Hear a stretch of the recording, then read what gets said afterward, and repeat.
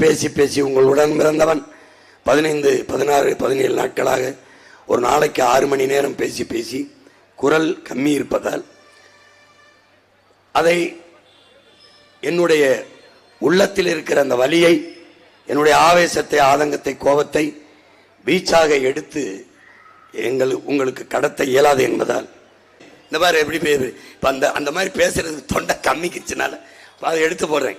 என்ன சொல்றாரு? பிறப்பின் அடிப்படையில் உயர்ந்தவன் தாழ்ந்தவன் என்ற பாகுபாடு பாராட்டுகிற வர்ணாசிரம தர்ம கோட்பாட்டுக்கு எதிரான ஒரு கோட்பாட்டை நீர் உருவாக்கி கொள்ளாத வரை உனக்கு விடுதலை இல்லை. எந்த சொல் உன் மீது இழி சொல் என்று சுமத்தப்படுகிறதோ அந்த சொல்லை எழுச்சி சொல்லாக மாற்றாத வரை உனக்கு விடுதலை இல்லை. அப்படின்னா என்ன சொல்ல வராரு? என்ன சொல்ல வராரு? இந்த கூட்டத்தில் யார் பறையன் என்று கேட்டால் நான் தான் என்று எழுந்து திமிரி நில். நீ இந்த நாட்டை ஆண்டவன், நீ ஆண்ட பரம்பரையில் வந்தவன், நீ தாழ்ந்தவன் அல்ல. இதை உனக்கு உணர்த்ததற்காகவே பறையன் என்று இதழ் நடத்தினேன், ஏடு நடத்தினேன் என்கிறார். பறையன் என்பது இழு சொல்ல அல்ல. அதைத்தான் உன் மகன் சொல்கிறேன். பறை இது சாதி பறை அல்ல, ஆதி பறை. ஆதி பறை அதை அடி பகை, அது சாதி பறை, அதை அடியடா பகை முகத்தில் அறையடா என்ற முழக்கத்தை உன் மகன் வைத்தது காரணம் அதுதான். அதுதான் சாதி பறை அல்ல, ஆதி பறை, அதை அடித்து பகை முகத்தில் அறை என்ற வழக்கத்தை உன் மகன் முன் வைத்தேன். தாத்தா என்ன சொல்றார்? இந்த வர்ணாசிரம தர்ம கோட்பாடு, பிறப்பின் அடிப்படையில பேதம் கற்பிக்கிற இந்த கோட்பாடு, இதற்கு மாற்றாக ஒரு கோட்பாட்டை நீ உருவாக்கி கொள்ள வேண்டும். அந்த கோட்பாடு என்ன? நான் பறையன் அல்ல, நான் தேவேந்திரன் அல்ல, நான் தேவர் அல்ல, நான் நாடார் அல்ல, செட்டியார் அல்ல, கவுண்டர் அல்ல, வன்னியர் அல்ல, நான் உடையார் அல்ல, முதலியார் அல்ல, பிள்ளை அல்ல, நான் குறவர் அல்ல, இருளர் அல்ல, என்னென்ன சாதி இருக்கோ இது எதுவும் அல்ல, இது என் அடையாளம். என்ன சொல்ற? நான் முத்தரையர் இல்ல, நான் குறவர் இல்ல, நான் எதுவும் இல்ல, இது அடையாளம் இல்ல, என் குடி பிரிவு. அடுத்து என்ன? அடுத்து என்ன? நான் இந்து, இஸ்லாம், கிறிஸ்தவம் இதெல்லாம் நான் ஏற்றிருக்கிற இறை வழிபடுகிற மார்க்கங்கள், சமயங்கள், இவை மாறிக்கொள்ள முடியும். இதெல்லாம் என் அடையாளம் அல்ல. ஆனால் பிறப்பில் இருந்து இறப்பு வரை மாற்ற முடியாத, மாற முடியாத ஒரே அடையாளம் நான் தமிழன் என்பதுதான். நம் தாத்தா, நம்முடைய தாத்தா ரெட்டமலை சீனிவாசன் சொன்னது, பிறப்பினால் பேதம் கற்பிக்கிற இந்த வர்ணாசிரம தர்ம கோட்பாட்டுக்கு எதிராக மாற்றாக புதிய ஒரு கோட்பாட்டை நீ வகுத்துக் கொள்ளாத வரை உனக்கு விடுதலை இல்லை. அவன் பேரன் வந்தேன், புதிய கோட்பாடு. இங்க உயர்ந்தவன் தாழ்ந்தவன் எவனும் இல்லை. ஏன்? தமிழன் பெருமைக்குரியவன். காரணம், தமிழ் பெருங்குடியில் பிறந்ததனாலேயே தமிழன் பெருமைக்குரியவன். புரியுது நினைக்கிறேன். கடவுள் வரி, சமய வரி, கண்ணலிக தமிழுக்கு நோய் நோய் நோயே, இடை வந்த சாதி எனும் இடர் ஒளிந்தால் ஆள்வது நம் தாய் தாயேங்கிறான். அந்த தாய் ஆளணும்னா இந்த சாதி பேயும் மத பேயும் சாகணும். அதுக்கு ஒரே வழி, நாங்கள் தமிழர்கள் என்று எழணும். அதான்டா. சாதி இல்ல, சாதி இல்ல, கட்சி எல்லா கட்சிக்கும் இருக்குது, மதத்துக்கு இருக்குது. ஆனால் நீ பிறந்த பெருமை மிக்க தமிழன் என்கிற இனத்திற்கு ஒரு கட்சி இருக்கா, ஒரு அரசியல் இருக்கா, ஒரு ஆள் இருக்கானா? நம்முடைய மூதாதைகள் அயோத்தியாச பண்டிதர் ரெட்டமலை சீனிவாசன், என் சி ராஜா என்கிற மாசி ராஜா என்ற முன்னோர்களை போற்றுவதற்கு இந்த கட்சியில், இந்த நாட்டில் இருக்க அரசியல் கட்சியில் ஏதாவது செய்யுமா? இந்த நாட்டில் ஏதாவது ஒரு அரசியல் கட்சி, இந்த தேர்தலில் வாக்கு சேகரிக்கிற ஒரு தலைவன், அயோத்தியாச பண்டிதர் ரெட்டமலை சீனிவாசன், எம் சி ராஜா என்று எவனாவது பேசிக்கிட்டா இப்படியே ஊருக்கு போயிடா, நான் சிவகங்கைக்கு போயிடா, டேய் இப்படியே போயிடா சொல்றா பாப்பா. வீர பெரும்பாட்டங்கள் தீரன் சின்னமலைக்கு எல்லா சாதியும் போய் மாலை போடுமா.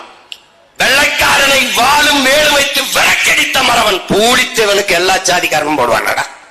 தமிழ் பேரினத்தின் பெருமைமிக பெண்ணின் குறியீடுறார். மாதர்குலம் போற்றி போற்றி போற்றி வணங்க வேண்டிய பெருமாட்டிடா நம்முடைய வீர பெரும்பாட்டி வேலு நாச்சியார் அவர்கள்.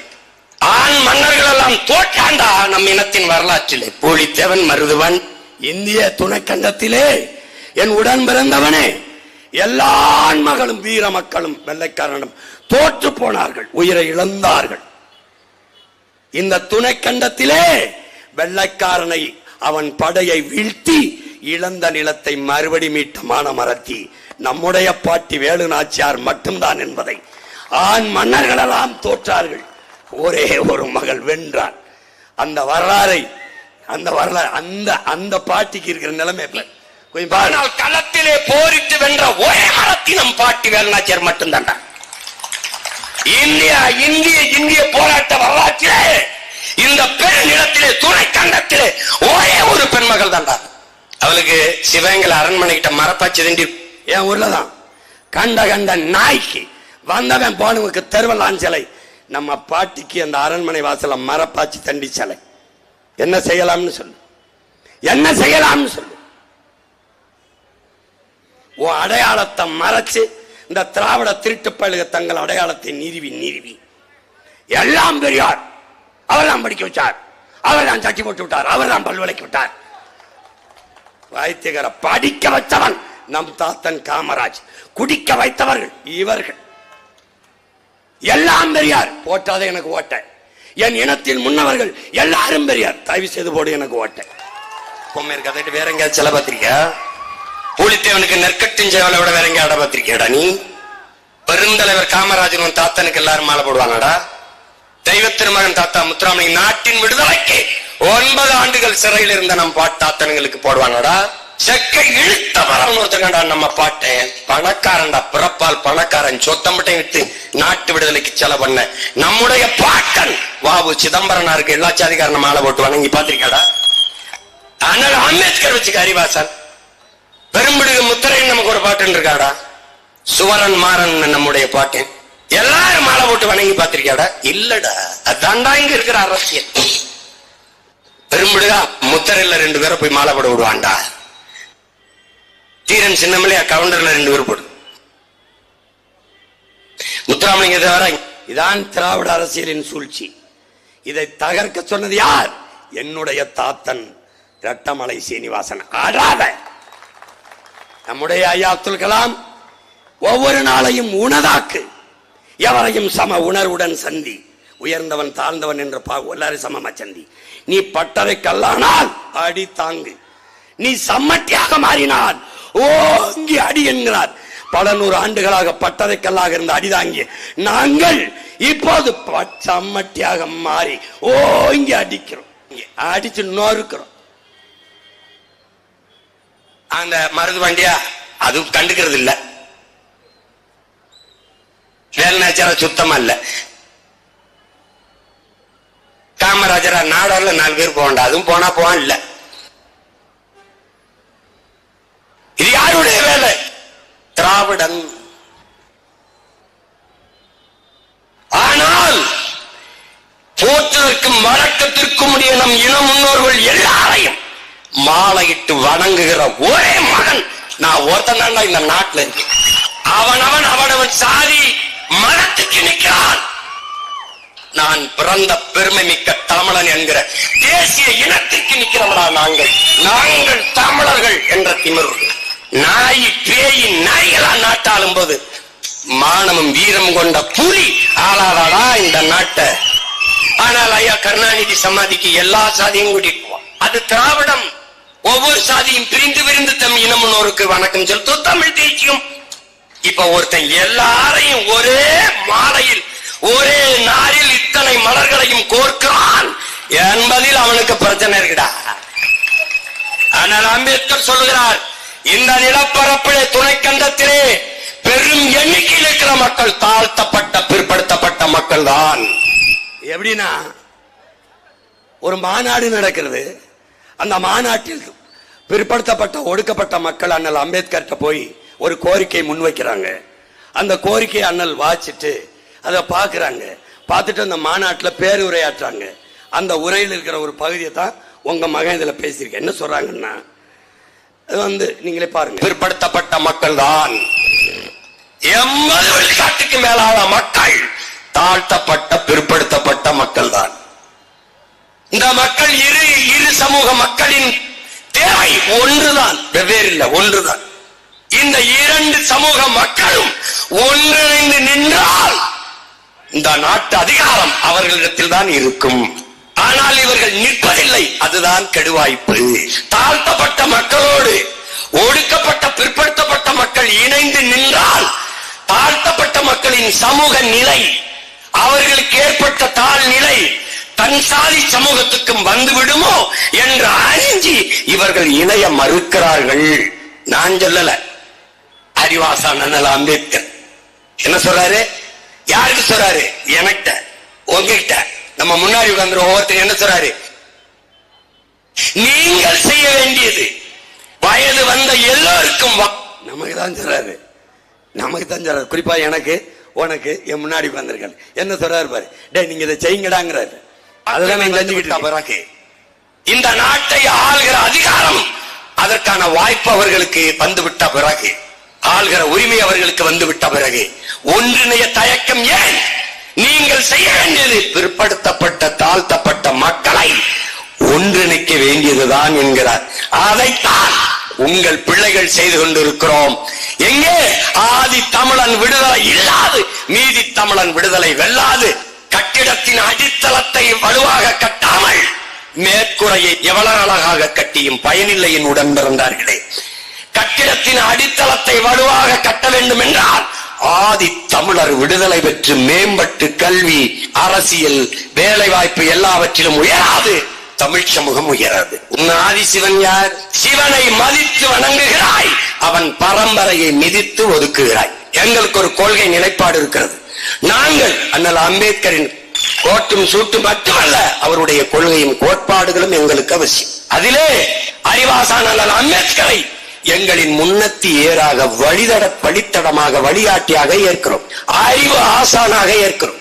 ஆனால் எங்களின் தலைவர்களாக எங்கள் பாட்டனார் அயோத்திதாசர், ரெட்டமலை சீனிவாசன், மாசி ராஜா அவர்களை ஏற்கிறோம். மார்க்ஸை எங்களுடைய அறிவு ஆசானாக வழித்தடமாக வழிகாட்டியாக ஏற்கிறோம். சாக்ரட்டிஸை அப்படித்தான் ஏற்கிறோம். பிளாட்டோவை, அரிஸ்டாட்டிலை அப்படித்தான் ஏற்கிறோம். இங்கர்சால் ஏங்கல்ஸை அப்படித்தான் ஏற்கிறோம். ஹோசிமினை அப்படித்தான் ஏற்கிறோம். மாசே துங்கை அப்படித்தான் ஏற்கிறோம். பிடல் காஸ்ட்ரோவை, சேகுவேராவை அப்படித்தான் ஏற்கிறோம். பகத்சிங்கை அப்படித்தான் ஏற்கிறோம். சுபாஷ் சந்திர போஸை அப்படித்தான் ஏற்கிறோம். ஆனால் தலைவர்களாக எங்கள் தாத்தா சிங்காரவேலரையும் சிவானந்தத்தையும் எங்கள் அப்பா நல்லகண்ணுவைத்தான் தலைவனாக ஏற்கிறோம். ஆனால் தலைவனாக எங்கள் உயிர் தலைவன் மேதகுவே பிரபாகரன் அவர்களைத்தான் எங்களுக்கு ஒரு கோட்பாடு.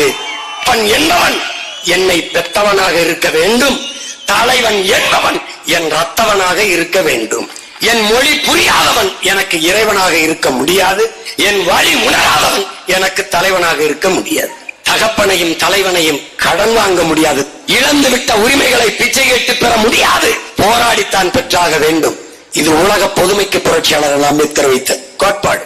சாதிய இழிவை துடைத்தெறிய போராடாமல் இருப்பதை விட செத்து ஒழிவதே மேலானது. கோயில்களில் எப்போதும் ஆடுகளை தான் பலியிடுகிறார்களே ஒழிய சிங்கங்களை அல்ல. நீங்கள் இந்த பூமியில் பிறந்து சாதிய இழிவு, தீண்டாமை கொடுமையை சிக்கி தவிக்கிறதை பார்க்கும் போது என் இதயத்தில் ரத்தம் கசிகிறது. இந்த கொடுமைகளை எல்லாம் சுமந்து வாழ்வதற்கு பதிலாக நீங்கள் தாயின் கருவறையிலேயே கலைந்து போய் இருக்க கூடாதா என்று வருந்தியவன் நம்முடைய அறிவாசான் அண்ணல் அம்பேத்கர் அவர்கள். அடிமைப்பட்டு உரிமை இழந்து நிற்கிற இனங்களுக்கு, மக்களுக்கு ஒரே வழிதான் அரசியல் விடுதலை தான். அதிகாரம் மிக வலிமையானது. அனைத்து துன்பப்பூட்டுகளுக்குமான சாவி ஆட்சி அதிகாரம் மட்டுமே. வாக்கு வலிமை மிக்க ஆயுதம். மதிப்பு மிக்க நம் உரிமையை சில ரொட்டி துண்டுகளுக்காக விற்பதென்பது அவமானகரமானது. அண்ணல் அம்பேத்கர்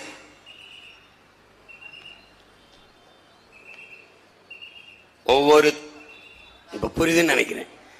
கடைசியா மதிப்புமிக்க உரிமை ஒண்ணு இருக்கு, அது 1000 விற்காத சில ரொட்டி துண்டுகளுக்காக மதிப்பு மிக்க உரிமையை விற்பது அவமானகரமானது. வீழ்த்தப்பட்ட தாழ்த்தப்பட்ட தமிழ் சமூக விடுதலைக்கு இருக்கிற கடைசி வாய்ப்பு அரசியல் விடுதலை தான். அது என்ன வழி? வாக்கு என்கிற வலிமை மிக்க ஆயுதத்தை ஏந்துவதுதான். அதைத்தான் என் அன்பு சொந்தங்களே, உங்கள் பிள்ளைகள் ஏந்துங்கள், ஏந்துங்கள். அநீதிக்கு எதிராக. எப்படிப்பட்ட அநீதி? பசி, பஞ்சம், ஊழல், லஞ்சம், கொலை, கொள்ளை, சாதிய இழிவு, தீண்டாமை, அடக்குமுறை, ஒடுக்குமுறை, பாலியல் வன்கொடுமை, பெண்ணி அடிமைத்தனம், வளக்கொள்ளை, மதுமத போதை, ஏதுமற்ற புதிய ஒரு தேசம் செய்வோம். மக்கள் புரட்சியால் அதை உறுதி செய்வோம் என்ற கோட்பாட்டை கொண்டு நிற்கிற உங்கள் பிள்ளைகளுக்கு ஆதரவாக இதுவரை இந்த நிலத்தில் இருந்த அநீதி ஆட்சிக்கு எதிராக ஒரு அறப்போரை தொடுங்கள், வாக்கு எனும் வலிமைமிக்க ஆயுதத்தை ஏந்தி.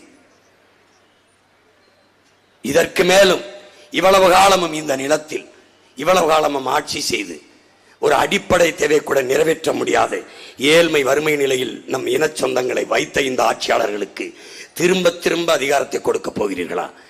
படிப்பிக்கிற ஆசிரியர் பாதையிலே, உயிர்காக்கும் மருத்துவர் வீதியிலே, சேவை செய்யும் செவிலியர்கள் போராட்டத்திலே, உணவளிக்கும் உழவர் குடிமக்கள் வீதியிலே, மீனவர்கள் வீதியிலே, போக்குவரத்து தொழிலாளர்கள், வேளாண் குடிமக்கள் சிப்காட்டுக்கு விளைநிலங்களை பறிக்கிறார்கள் என்று போராட்டத்தில் எத்தனை எத்தனை எத்தனை போராட்டங்கள், துப்புரவு பணியாளர்கள், மகளிர் சுய உதவி குழுக்கள், எல்லாரும் எல்லாரும் எல்லாரும் வீதியில் வந்து விட்ட பிறகு ஆட்சியாளர்கள் நல்லாட்சி என்று சொல்கிறார்களே, எப்படி இருக்கிறீர்கள்? நல்லாட்சி கொடுத்த ஒருவன் எதற்கு கூட்டணி வைக்கிறான்? எந்த கட்சி வந்தாலும் 2-3 சீட்டை கூட்டி என் கூட்டம் கேட்கிறான். கோழைதான் கூட்டம் ஜெப்பான். கூட்டத்தில் இருப்பவனுக்கு வீரமோ துணிவோ தேவையில்லை, தனித்து நிற்பவனுக்கு தான் வீரமும் துணிவும் தேவைப்படுகிறது.